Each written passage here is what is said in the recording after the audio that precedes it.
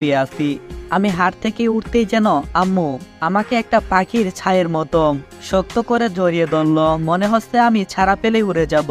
আসলে মায়ের ভালোবাসা বোঝা যায় না, কিন্তু আমার মা আমাকে বিন্দুমাত্র বিশ্বাস করেনি।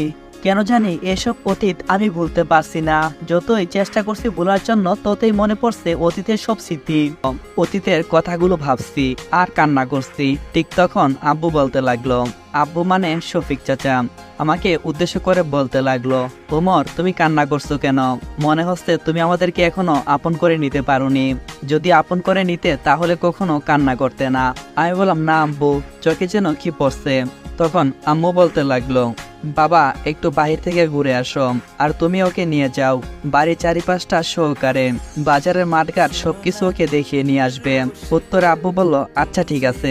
তারপর খাওয়া শেষ করে ফ্রেশ হয়ে একটু রেস্ট নিলাম। তখন নুসরাত এসে বলতে লাগলো, ভাইয়া রেডি হয়ে নাও, আব্বু তোমাকে ডাকছে, তোমাকে নিয়ে নাকি কোথায় যাবে। আমি বললাম আচ্ছা। তারপরে রেডি হয়ে নিচে আসলাম। এসে দেখি আব্বু আমার জন্য দাঁড়িয়ে আছে। আমি যেতেই বলতে লাগলো, বাহ আজকে আমার ছেলেকে অনেক সুন্দর লাগছে। আম্মু মুচকি আসলো। তারপর আর কোনো কিছু না বলে আমরা বাসা থেকে বের হলাম।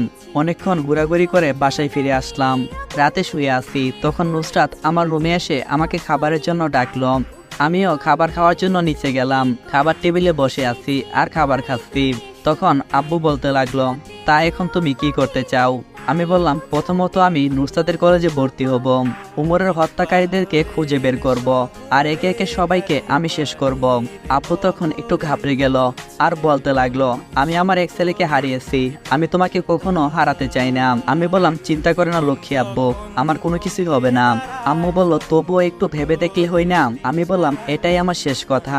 তারপর খাবার শেষ করে রুমে চলে গেলাম। হালকা ফ্রেশ হয়ে শুয়ে পড়লাম। আমাকে একটু ঘুমাতে হবে, কারণ কালকে সকালে কলেজে যেতে হবে। অনেকবার ঘুমানোর চেষ্টা করে ঘুমাতে পারছি না। কিভাবে ঘুমাতে পারবো? একটা মানুষের সাথে এত কিছু ঘটে গেছে, সে কিভাবে ঘুমাতে পারবে? অতীত যেন খুব করে মনে পড়ছে। চোখ দিয়ে ওদের দ্বারাই পানি পড়তে শুরু করে। কান্না করতে করতে কখন যে ঘুমিয়ে গেছি ঠিক মনে নেই। সকালে ঘুম থেকে উঠে দেখি 8টা বাজে। তাই ওয়াশরুমে গিয়ে গোসল করে ফ্রেশ হয়ে রুম থেকে বের হলাম। তারপর রেডি হয়ে নিচে চলে গেলাম। খাবার খেয়ে নুসরাতের সঙ্গে বের হতে যাব। ঠিক তখন আব্বু বলতে লাগলো, আমি তোমার প্রিন্সিপালের সাথে কথা বলেছি, সার্টিফিকেট নিয়ে কোনো ঝামেলা হবে না। আমি বললাম, ধন্যবাদ আব্বু। বিলিয়ন মার্কে একটা হাসি দিয়ে বাসা থেকে বের হলাম। আর মনে মনে বলতে লাগলাম, বাচ্চারা এবার তোদেরকে কে বাঁচাবে? সহজ সরল ভাইটা আমার উমর, তোরা তাকে বাঁচতে